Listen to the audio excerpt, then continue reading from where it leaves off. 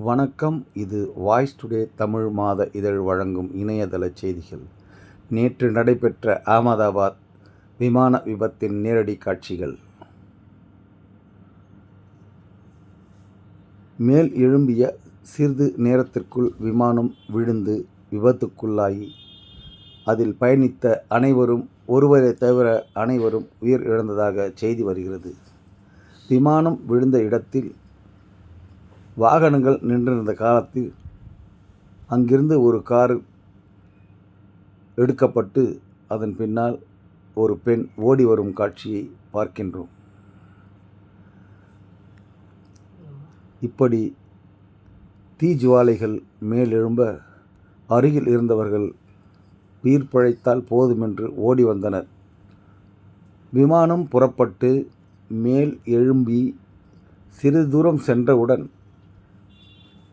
மீண்டும் மேல் எழும்ப முடியாமல் விழுந்து நொறுங்கும் காட்சியை பார்க்கின்றீர்கள். ரன்வேயிலிருந்து மேல் எழுகிறது. மேல் எழுந்தவுடன்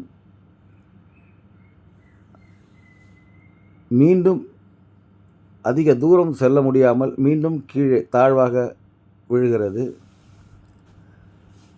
சிறிது தூரத்திற்குள் அந்த விமானம்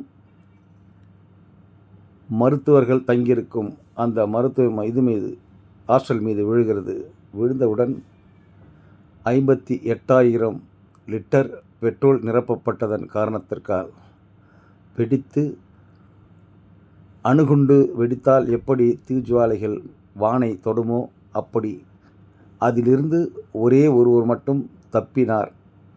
அவரை தான் படத்தில் பார்க்கின்றீர்கள்.